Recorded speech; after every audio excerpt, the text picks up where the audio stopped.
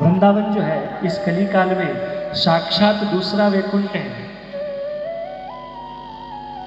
जब राधा रानी ने कहा, राधा रानी को कहा कि आप इस धरती लोक पर आइए, तो राधा रानी ने कहा कि मैं नहीं आऊंगी। कि क्यों नहीं आऊंगी? क्योंकि वैकुंठ में जिस प्रकार यमुना महारानी है, वैकुंठ में जिस प्रकार भक्ति है, वैकुंठ में जिस प्रकार राधा माधव है, वैकुंठ में जिस प्रकार बाके बिहारी है, वैकुंठ में जिस प्रकार कृष्ण कुंज विहारी है, वैसा का वैसा अगर वैकुंठ मुझे आप धरती पर देंगे तभी जाकर के मैं वहां आ सकती हूँ, अन्यथा नहीं आऊंगी। तो ठाकुर जी ने अप्रत्यक्ष रूप से इनको सब यहाँ प्रकट किया है और वह सभी प्रकट रूप में वृंदावन में मौजूद है।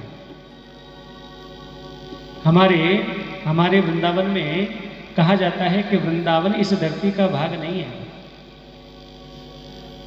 वे साक्षात दूसरा वैकुंठ है। इसीलिए तो कहा वृंदावन सोवन नहीं और नंदगांव सोगा, वंशी वट सोवट नहीं। जिस वंशी वट पर, जिस वट वृक्ष पर मेरे कन्हैया ने बंसुरी बजाई थी, आज कभी आप वृंदावन में जाएंगे उस वन की वट से आज भी बांसुरी की आवाज आती है। कभी वृंदावन जाइए, उस वट के अंदर से आज भी बांसुरी की आवाज आती है। कृष्ण नाम सुनो, कृष्ण जैसा नाम है। आइए एक छोटा सा भाव। वृंदावन जाऊंगी सखी, वृंदावन जाऊंगी, वृंदावन जाऊंगी सखी, वृंदावन जाऊंगी।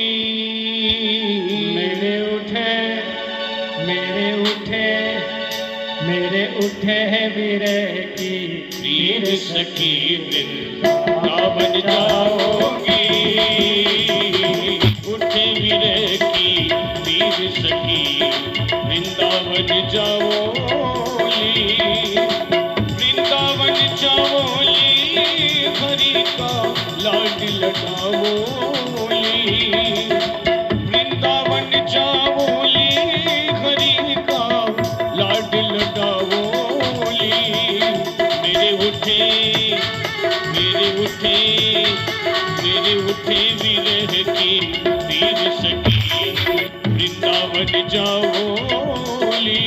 मेरे उठे विरह की वीर सखी, वृंदावन जाओली।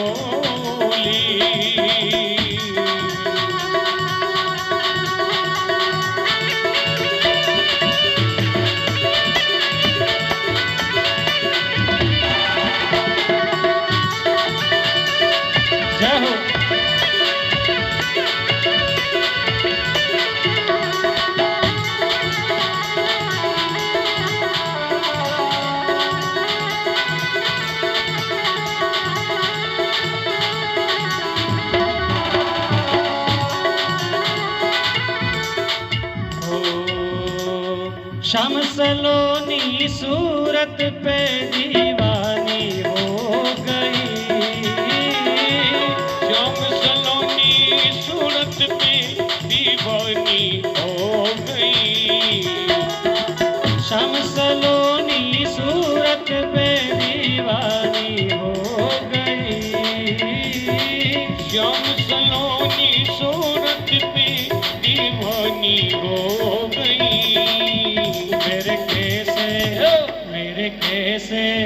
मेरे कैसे धारो तीर सखी, वृंदावन जाऊंगी। अब कैसे धारो तीर सखी, वृंदावन जाऊंगी। वृंदावन जाऊंगी सखी, वृंदावन जाऊंगी।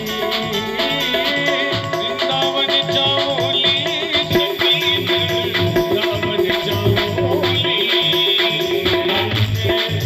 मेरे उठे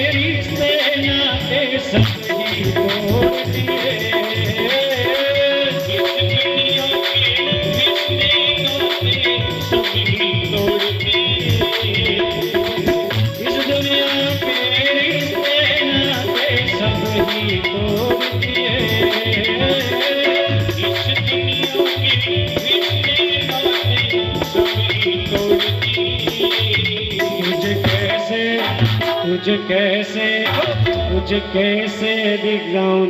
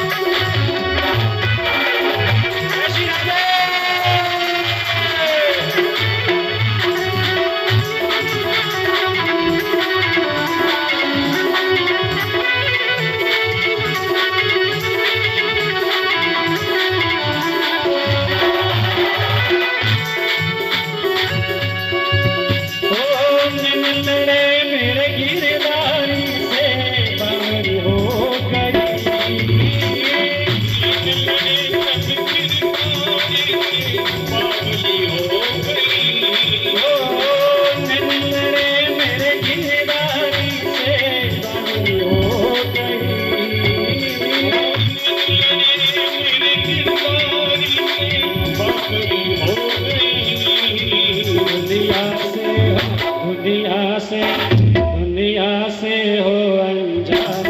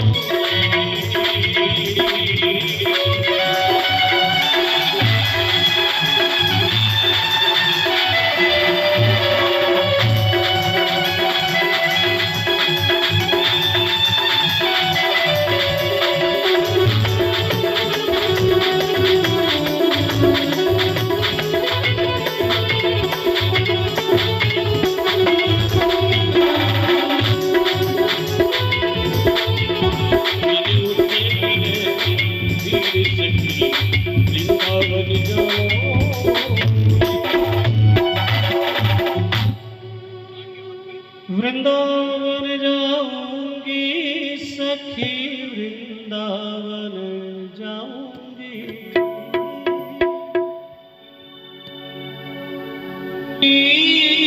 सखी वृंदावन जाऊंगी मेरे उठे विरह की पीर सखी वृंदावन जाऊंगी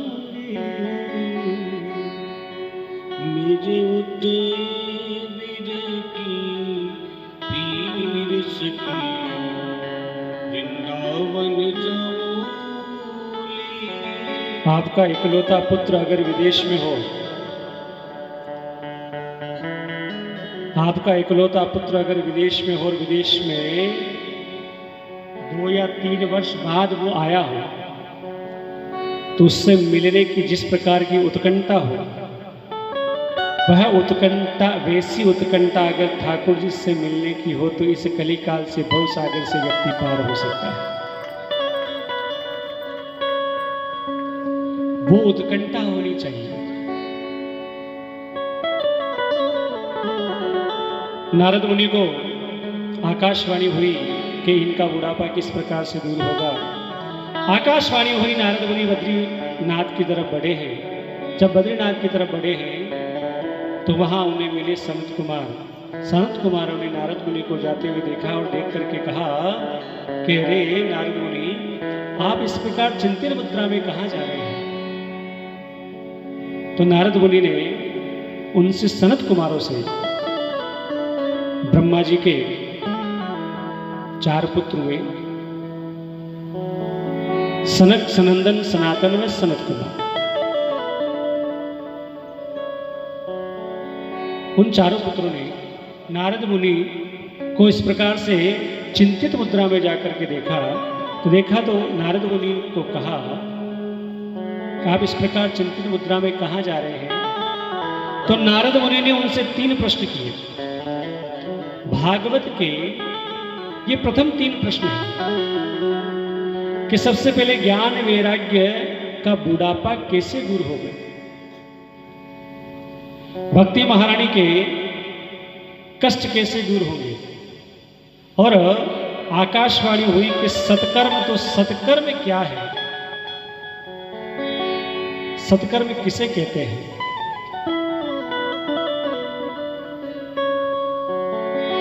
ये 3 प्रश्न जब नारद मुनि ने सनत कुमार से पूछा तो सनत कुमार ने कहा कि भक्ति देवी के सभी कष्टों को दूर करने का सर्वोत्तम साधन है श्रीमद् भागवत सप्ताह पारायण। आप श्रीमद् भागवत साप्ताहिक पारायण का अनुष्ठान करिए। तो नारद मुनि ने कहा कि कहां करूं? सनत कुमारों ने कहा कि गंगा के घाट पर जो आनंद वन है, उस आनंद वन में आप मंच बनाइए, आसन लगाइए और वहां पर ही साप्ताहिक पारायण करिए। तो उन्होंने कहा कि व्यवस्था तो मैं कर दूंगा, परंतु व्यास जी कौन बनेंगे? तो प्रथम सनत कुमार ही नारद मुनि को भागवत सुनाने के लिए हरिद्वार में गंगा के घाट पर प्रथम भागवत का उच्चारण किया गया सनत कुमारों के लिए।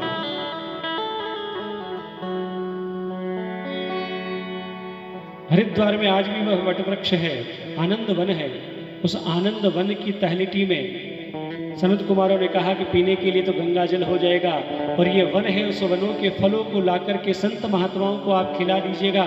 साप्ताहिक अनुष्ठान करेंगे और वहीं भक्ति ज्ञान वैराग्य को भी बुलाइए, वहीं आ जाएंगे, उनका वह कष्ट वहीं दूर हो जाएगा। नारद मुनि आकर के अपनी व्यवस्था करने लगे हैं। और जब नारद मुनि अगर आयोजक बने और नारद मुनि अगर कथा कराने लगे तो स्वाभाविक बात है कि ब्रह्मांड के जितने देवता हैं वह भी वहां आकर के उपस्थित हो गए। प्रत्यक्ष रूप में वहां पर अब नारद मुनि आयोजक बने हैं और नारद मुनि ने 3 आसन लगाए हैं ज्ञान वैराग्य और भक्ति के लिए, 4 आसन लगाए हैं व्यास गादी पर सनत सनातन सनत कुमार के लिए, और वहां पर जो है भागवत प्रवचन प्रारंभ होने लगा है। और जब भागवत प्रवचन प्रारंभ होने लगा, कीर्तन होने लगा, तो प्रहलाद जी महाराज दुदुभी बनाने लगे, ध्रुव जी महाराज ढोलक बजाने लगे, इंद्र भगवान ताली बजाने लगे और भक्ति वहां माहौल हो गया।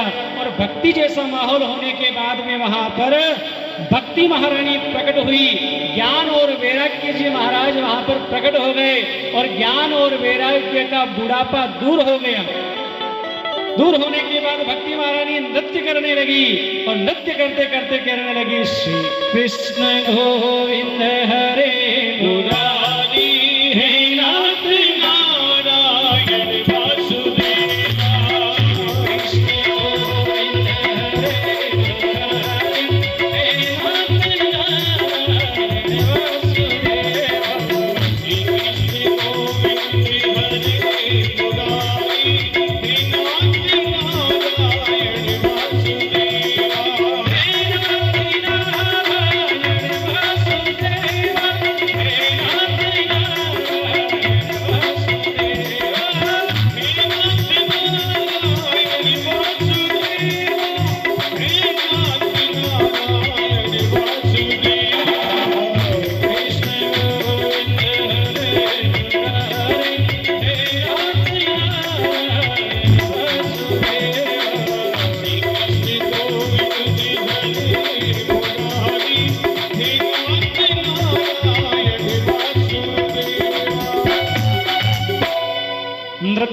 करने लगी भक्ति महारानी, झूमने लगी, कीर्तन करने लगी। जब कीर्तन करते करते भक्ति महारानी प्रकट हुई, भक्ति महारानी ने नारद जी को कहा, हे प्रभु मेरा स्थान बताइए। तो नारद मुनि ने कहा कि ये जितने भी भक्तजन बैठे हैं, इन भक्तों के हृदय में विराजमान हो जाएंगे। जितने संत महात्मा बैठे हैं, जितने भक्तजन बैठे हैं और जितने भक्त बैठे, उनके हृदय में भक्ति महारानी आप जाकर के विराजमान हो जाइए। तेरी शरण में आके मैं धन्य हो गया। भक्ति महारानी कहती है, तेरी शरण में आके मैं धन्य हो गया। तेरी शरण में आके मैं धन्य हो गया। तुझको अपना बना के मैं धन्य हो गया। तुझको अपना बना के मैं धन्य हो गया। भक्ति महारानी आज भक्तों के हृदय में बैठ करके भक्ति महारानी कह रही है कि मैं धन्य धन्य हो गई।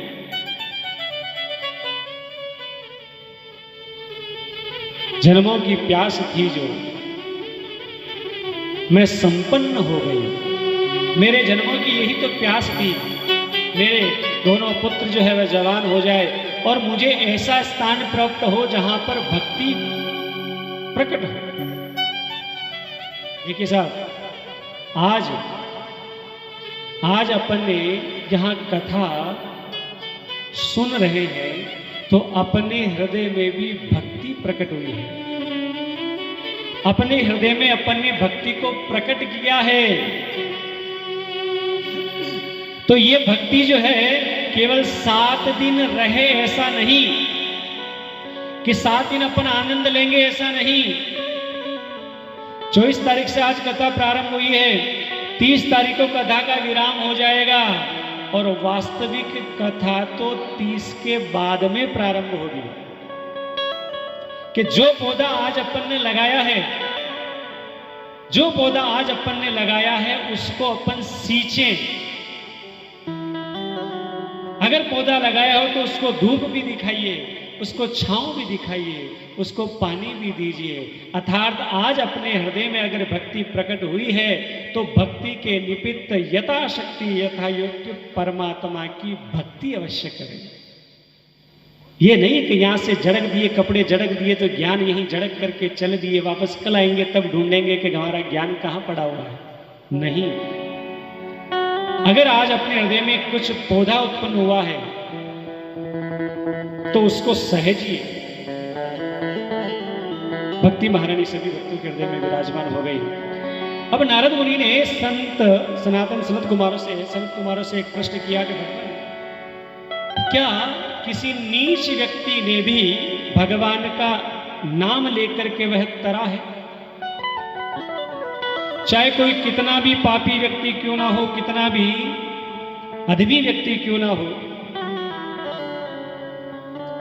जिसने जीवन में एक भी बार पुण्य का कर्म ना किया हो, जिसने जीवन में कभी भी एक भी बार भगवान का नाम ना लिया हो, जीते जी तो ना लिया, परंतु क्या ऐसा भी कोई दृष्टांत आप जानते हैं कि मरने के बाद अगर कोई प्रेत बना हो और प्रेत बनने के निमित्त अगर उसको भी सत्संग मिल जाए, भागवत मिल जाए, तो क्या वह भी तर सकता है कि नहीं, वैकुंठगामी हो सकता है कि नहीं? ऐसा हमारा सुनने की इच्छा है। क्योंकि मनुष्य जीवन में अनेकों पाप के कर्म अपन करते हैं, सुबह उठने से लेकर के रात को सोने वक्त, रात को सोने से लेकर के सुबह उठने तक, जन्म से लेकर के मृत्यु के अंतिम क्षण तक अपन मन, वचन और कर्म से कहीं न कहीं अनेकों पाप के कर्म अपन से होते हैं। जीवन में अनेकों पाप के कर्म अपने से होते हैं, परंतु इतने पाप के कर्म करने के बाद भी अपन को अधोगति प्राप्त न हो, अपनी गति हो जाए, मोक्ष प्राप्त हो जाए, ऐसा कोई दृष्टांत, ऐसी कोई कथा हो तो हमें भी बताइए।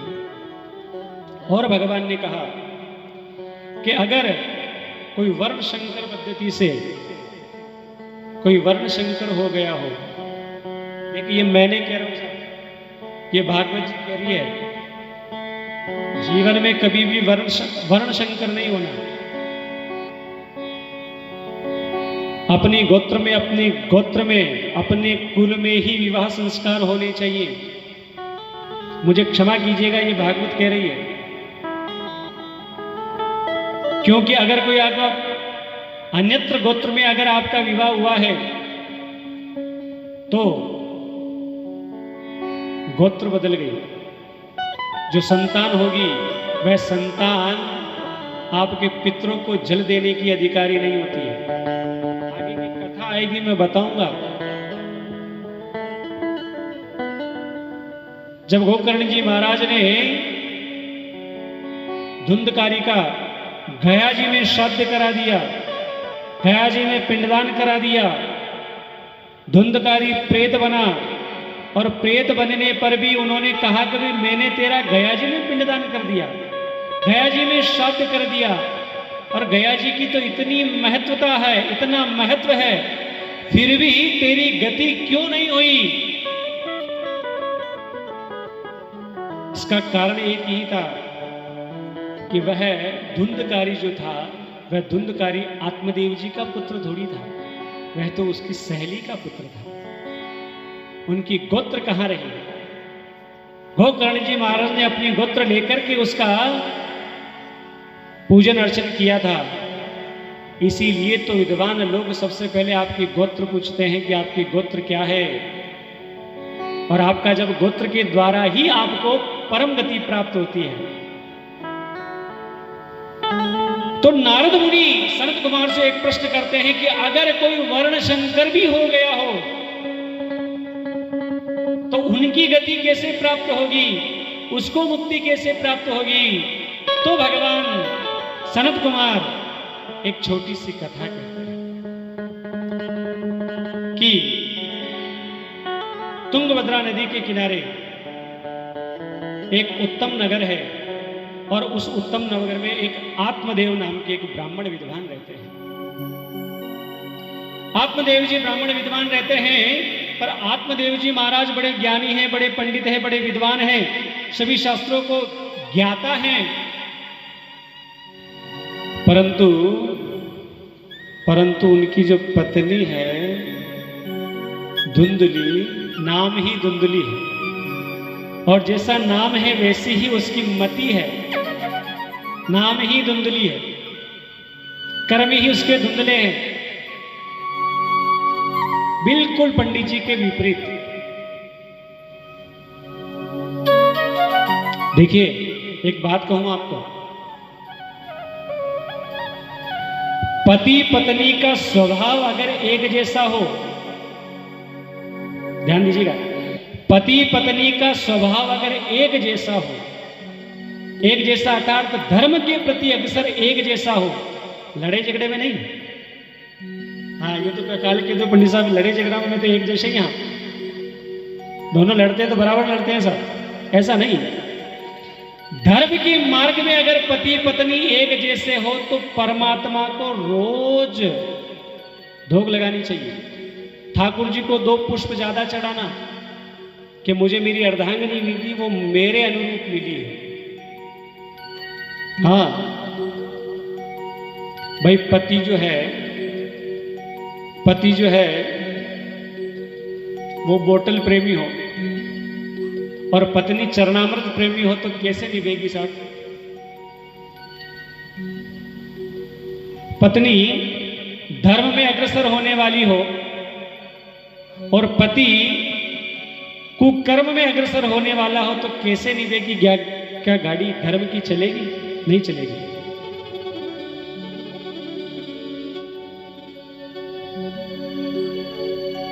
पत्नी कथा प्रेमी हो और पति फिल्मी प्रेमी हो तो चलेगा? नहीं चलेगा। इसलिए भगवान कहते हैं कि अगर आपका दोनों का स्वभाव धर्म के अनुरूप हो, धर्म में अग्रसर होने वाला हो, तो ठाकुर जी का शुक्रिया अदा करना चाहिए, उनको कोटि कोटि धन्यवाद देना चाहिए कि मेरे धर्म में किसी प्रकार की आड़ नहीं लगाती,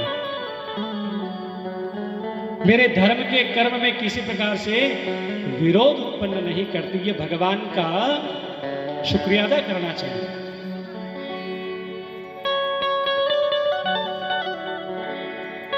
देखिए, इसको अन्यथा नहीं लीजिएगा, और मैं किसी की प्रशंसा नहीं कर रहा हूँ। व्यासपीठ में बैठ करके किसी प्रशंसा करने का अधिकारी मैं नहीं होता हूँ, परंतु जो सत्य वो सत्य। एक बात कहूँ, जब मैं प्रथम बार मनोज भैया के घर गया, ध्यान से सुनिए, जब मैं प्रथम बार मनोज भैया के घर गया तो हमारी माताजी और बहूजी विराजमान थे। तो बहूजी तो नहीं बोले पर माताजी बोली। माताजी थोड़े से पहली बार की जो मनी डरपनी लगी,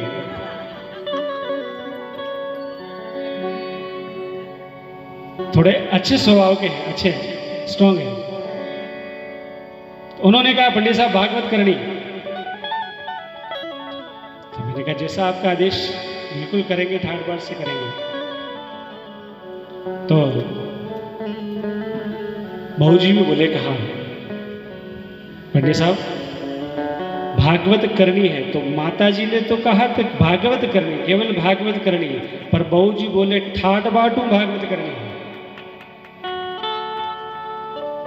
तो अगर दोनों का स्वभाव अगर एक जैसा हो तो धर्म की गाड़ी अग्रसर हो सकती है। और इन दोनों का स्वभाव एक जैसा मिला तभी तो आप और हम बैठ करके यहाँ भागवत सुन रहे, वरना सुन पाते क्या? बताइए साहब, सुन पाते क्या? ये अपना सौभाग्य आज अपन को प्राप्त होगा कि इस बड़े पवित्र पुण्य महीने में, मार्गशीर्ष महीने में, इतने सु अवसर पर अपन बैठ करके ठाकुर जी का गुणगान कर रहे हैं। तो इस जोड़े के लिए तो एक बार ताली बनती है, और समस्त बंडिया परिवार के लिए भी। कि जब मैं प्रथम बार मिला था तो माँ और बहू जी ने कहा था कि भागवत करानी, पर मेरा एक सुझाव है। कोई एक भैया जी यहाँ बैठे होंगे, मेरा इनको सुझाव दिया, भागवत आप करा रहे हैं अच्छी बात है, भागवत आप करा रहे हैं बिल्कुल अच्छी बात है, परंतु अपने परिवार को एकत्रित करिए। क्योंकि भागवत आप करा रहे हैं, आपका धन लग रहा है, वो एक अच्छी बात है, परंतु ये पारिवारिक कर्म है, और परिवार के कर्म को एकत्रित करके अगर ये कर्म करेंगे तो ये कर्म में 4 चांद लग जाएंगे। और सबसे ज्यादा प्रसन्नता मुझे इस बात की है कि आप आकर के आगे देखिएगा कि हमारे मंडलों में इतने पितृ विराजमान हैं, इतने घर के देवता विराजमान हैं। ये सभी आज पूरे बढ़िया परिवार को आशीर्वाद दे रहे होंगे कि आपने बहुत सुंदर कर्म किया है कि नहीं? इसीलिए भगवान कहते हैं कि अगर आपके पति पत्नी के बीच में धर्म के प्रति अग्रसर होकर के एक भाव है तो वह जीवन की गाड़ी धर्म के प्रति अग्रसर होकर के सुगमता से चल सकती है। अन्यथा तो विवाह से पहले तो लगती है चंद्रमुखी, लागे क्यों लागे? ब्याह पहली घरवाली चंद्रमुखी लागे, और ब्याह का बाद में सूर्यमुखी लागे। और सारा ब्याह का बता 2-3 साल बीत जावे, 2-3 साल का बाद में तो कहीं लागे ज्वालामुखी लागे।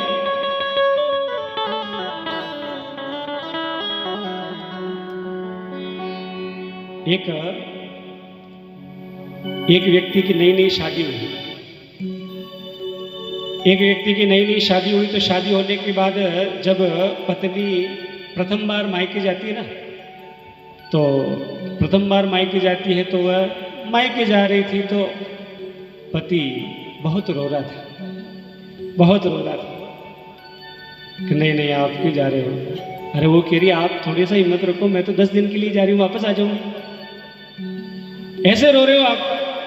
घर पे ही रो रहा, छोड़ने गया रेलवे स्टेशन, वहां पे भी रोने लगा कि मत जाओ ना, क्यों जा रही हो?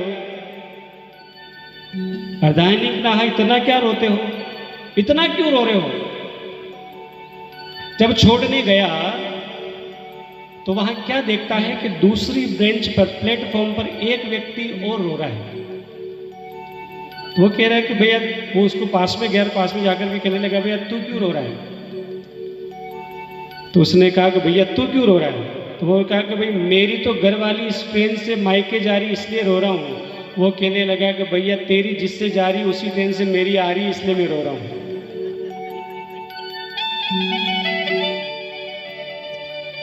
भगवान कहते हैं, भगवान आत्मदेव जी महाराज बड़े धर्मिष्ठ रहे। ब्राह्मण के 6 कर्म होते हैं। देखिए ब्राह्मण के 6 कर्म होते साहब। अब हम ब्राह्मण समाज में बैठे इसलिए कह रहा हूं, बैठे सभी हैं पर भंडिया परिवार जो ब्राह्मण कुल है इसलिए कह रहा हूं। ब्राह्मण के 6 कर्म होते हैं, यजनम, याजनम, दानम, प्रतिगृहणम, अध्ययन, अध्यापनम। ये 6 कर्म होते हैं ब्राह्मण के, और ये 6 ही कर्म आत्मदेव जी महाराज में निहित थे। यजनम, याजनम, यज्ञ करना, यज्ञ करवाना, दानम, प्रतिगृहणम, दान लेना और दान देना, और अध्ययन, अध्यापनम, अध्ययन करना और अध्ययन करवाना।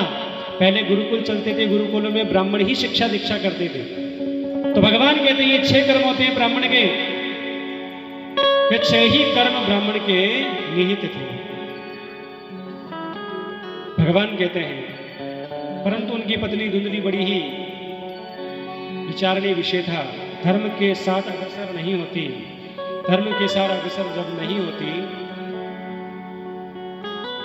आत्मदेव जी महाराज के यहां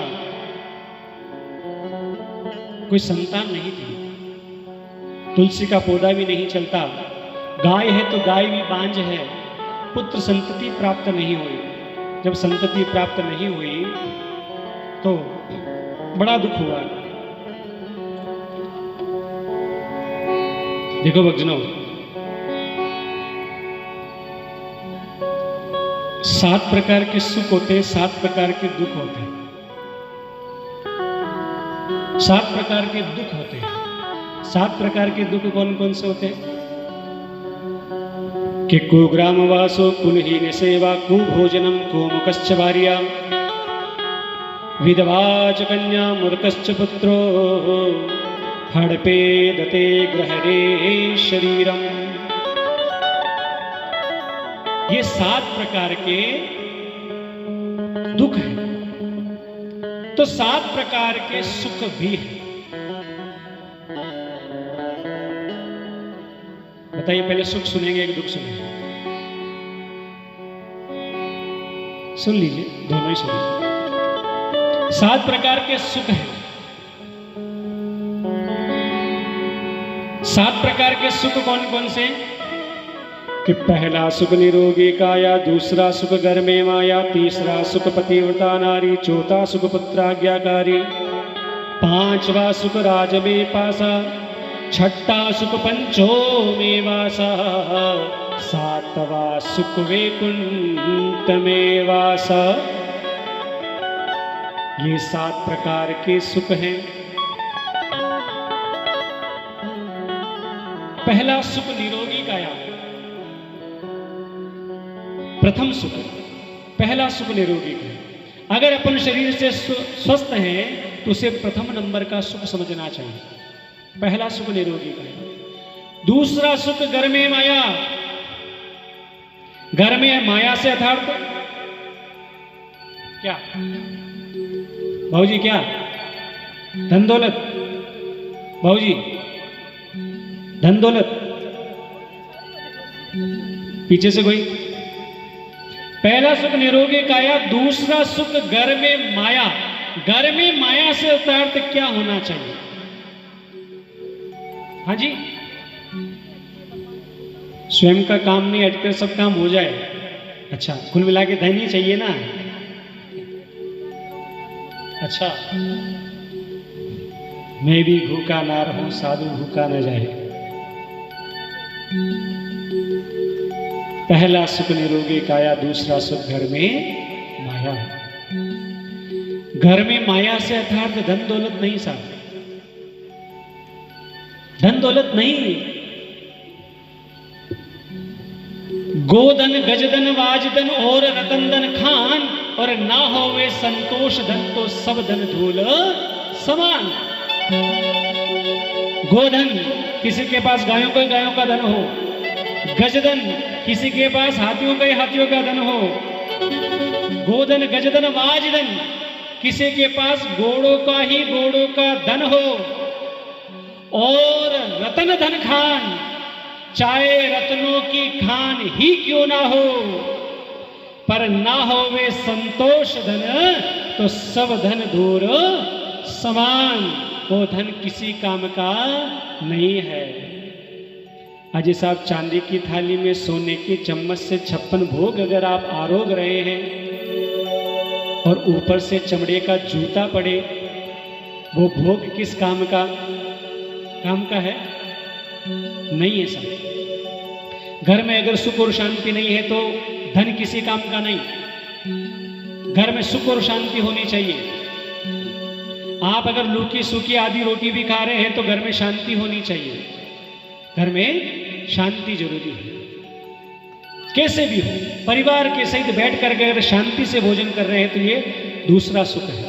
पहला सुख निरोगी काया, दूसरा सुख घर में माया, तीसरा सुख पतिव्रता नारी, अपनी अर्धांगिनी अपनी पत्नी अपने कहे अनुसार चले, कहे जा जाए कहे जा ना जाए, अपने अनुसार चले, उसे तीसरे नंबर का सुख समझना चाहिए। तीसरा सुख पतिव्रता नारी। चौथा सुख पुत्र आज्ञाकारी। पुत्र आज्ञाकारी, अपनी एक ही संतान है, वह संतान अपनी आज्ञा में चलती हो, अपने कहे अनुसार चलती हो, अपन कहे जा जाए कहे जा ना जाए, उसे चौथे नंबर का सुख समझना चाहिए। पांचवा सुख राज में पासा। सरकारी राजकाज के काम में अपना कोई काम अटकता ना हो, उसे 5वें नंबर का सुख समझना चाहिए। छठा सुख पंचों में वासा। जाति बिरादरी समाज में अपना मान सम्मान प्रतिष्ठा होनी चाहिए। अपने कोई बात कह दी, उस बात का समर्थन हो जाना चाहिए, उसे छठे नंबर का सुख समझना चाहिए, अर्थात समाज में प्रतिष्ठा होनी चाहिए। और सातवां सुख वैकुंठ में वासा। भगवान के श्री चरणों में भक्ति प्राप्त हो जाए, वैकुंठगामी हो जाए, उसे 7वें नंबर का सुख समझना चाहिए। परंतु ये सातों प्रकार के सुख इस कली काल में किसी के पास नहीं है। सातों सुख किसी के पास नहीं। तो 7 प्रकार के सुख हैं, उसी प्रकार 7 प्रकार के दुख भी हैं। 7 प्रकार के दुख कौन कौन से? के कुग्राम वासो कुलहीन सेवा, को भोजनम, को मुकस्य भार्या, विधवा च कन्या, मूर्खस्य पुत्रो हड़पेड़ दे ग्रहणे शरीरम।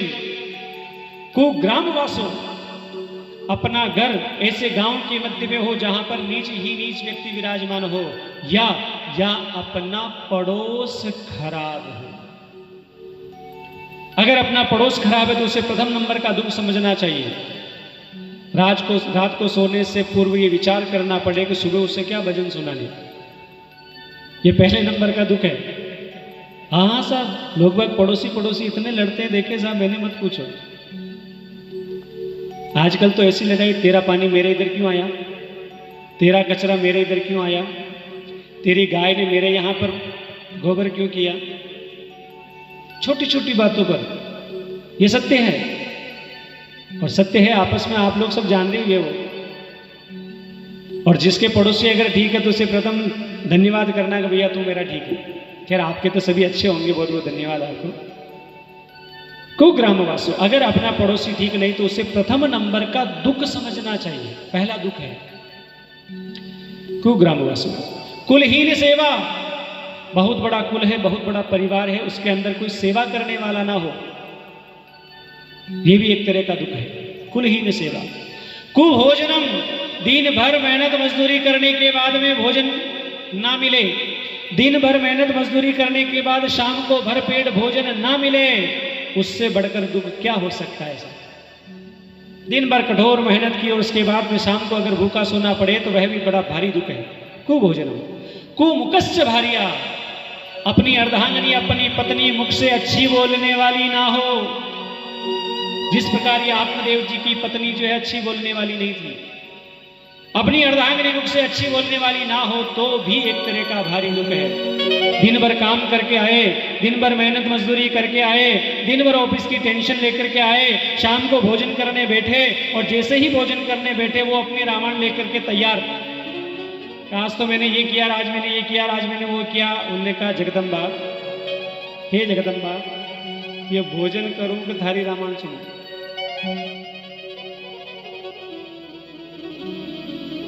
इसलिए भगवान कहते हैं को मुकश्च भारिया।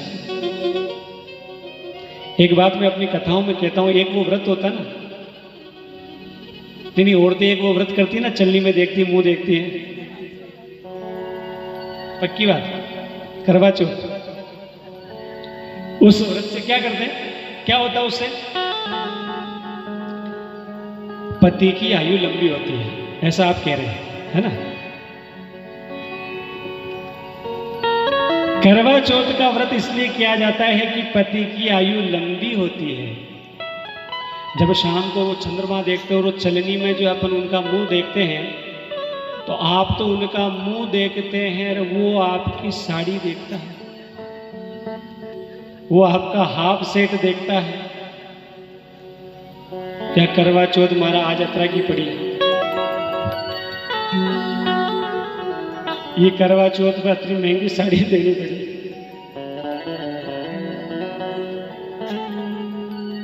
भक्तजनों, करवा चौथ का व्रत करना चाहिए, शास्त्र सम्मति अनुसार करना चाहिए, परंतु मेरा एक मत है कि केवल भूखे रहने से ही आदमी की उम्र नहीं बढ़ती, मुख से अच्छा बोलने से, मीठा बोलने से आदमी की उम्र बढ़ती है। 365 दिन में तो उसे जो है खम खम करे, एक दिन आप जो है भूखा रह करके केक मैंने तेरी उम्र की जो है व्रत कर लिया, तो क्या ये संभव है? नहीं। कुग्रामवासी, अगर अर्धांगिनी मुख से अच्छी बोलने वाली न हो तो ये भी एक तरह का भारी दुख है। कुग्रामवासी, कुलहीन सेवा, बहुत बड़ा कुल है, बहुत बड़ा परिवार है, उसमें कोई सेवा करने वाला ना हो तो भी एक तरह का भारी दुख है, कुलहीन सेवा। कुभोजनम, दिन भर मेहनत मजदूरी करने के बाद भी भोजन प्राप्त ना हो, कुभोजनम। कुमुकश्च भार्या, विधवा च कन्या, एक ही कन्या हो और वह विधवा हो गई हो और अपने पास ही रहती हो, ये भी एक तरह का भारी दुख है, विधवा च कन्या। मूर्खस्य पुत्रो, एक ही पुत्र है, वही पुत्र अगर मूर्ख है, पागल है, किसी काम का नहीं है, तो वह भी एक तरह का भारी दुख है। मूर्खस्य पुत्रो हड़पे देते ग्रहणे शरीरम, शरीर के अंदर ऐसा रोग लग गया हो जो धीरे धीरे इस शरीर को खाता हो, उस रोग का इलाज ना होता हो, ये भी एक तरह का भारी दुख है। इसलिए भगवान कहते हैं कि ये 7 प्रकार के सुख हैं, 7 प्रकार के दुख हैं, परंतु इस संसार में 7 प्रकार के सुख किसी के पास में नहीं है, 7 प्रकार के दुख भी किसी के पास नहीं है। तो क्या कहा कि भगवान कहते हैं कि संसार में जो भगवान को भजता है वही सुखी माना गया है। कोई तन दुखी, कोई मन दुखी, कोई पुत्र बिन रहे तो दास, थोड़े थोड़े सब दुखी, सुखी राम का दास। जो भगवान की भक्ति करता वही सुखी माना गया है। इसलिए भगवान कहते हैं कि इस संसार में परमात्मा को प्राप्त करने के लिए भक्ति निहित आवश्यक है। इस संसार में भगवान के निमित्त मुख से अच्छा बोलना ही अपने आप में एक भक्ति है। 18 पुराणेषु व्यासस्य वचनं द्वयम्, वेद व्यास जी ने 18 पुराण लिखे। 18 पुराण लिखने के बाद एक श्लोक में सारे पुराणों का सार लिख दिया कि 18 पुराणेषु व्यासस्य वचनं द्वयम्, परोपकार पुण्याय पापाय परपीडनम। पराये जीव को सताने से बढ़कर कोई पाप का कर्म नहीं, और पराये जीव की भलाई करने से बढ़कर कोई पुण्य का कर्म नहीं है। इसलिए जितना हो सके पराई जीव को नहीं सताना, और जीवन में जितना हो सके परोपकार का कर्म अवश्य करना चाहिए। बोलो कृष्ण कन्हैया लाल की, बोलो गिरिराज धरण की, बोलो बांके बिहारी लाल की। गुरुदेव दया करके मुझको अपना लेना,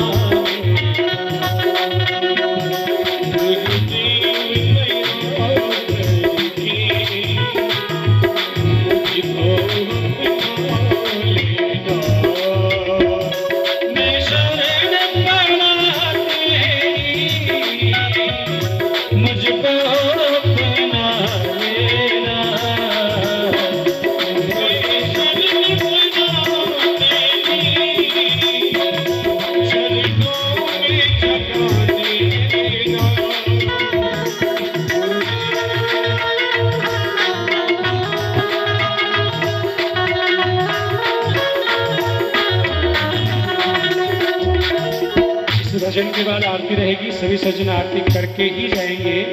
आज की कथा को अपन यही विराम कह रहे हैं। कल ठीक 1 बजे कथा प्रारंभ हो गए जाएगी। समय का विशेष रूप से ध्यान दीजिएगा, आज भी होगी, परंतु आज की व्यवस्थाओं के अनुसार आप थोड़े से आगे गए होंगे। कल ठीक 1 बजे व्यास पूजन हो जाएगा, 1:15 बजे कथा प्रारंभ अपन कर देंगे। मंडिया परिवार से करबद्ध प्रार्थना है, ठीक 12 बजे पूजा प्रारंभ होगी। 12 बजे आप सभी यहाँ उपस्थित चाहिए, समस्त मंडिया परिवार। करबद्ध प्रार्थना है, गुरुदेव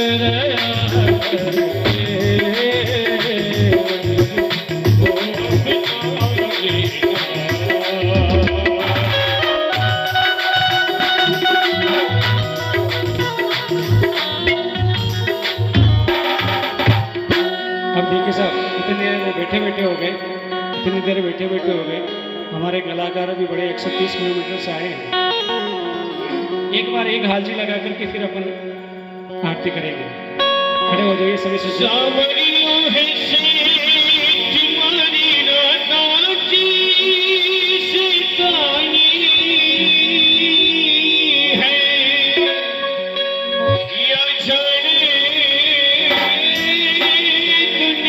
सारी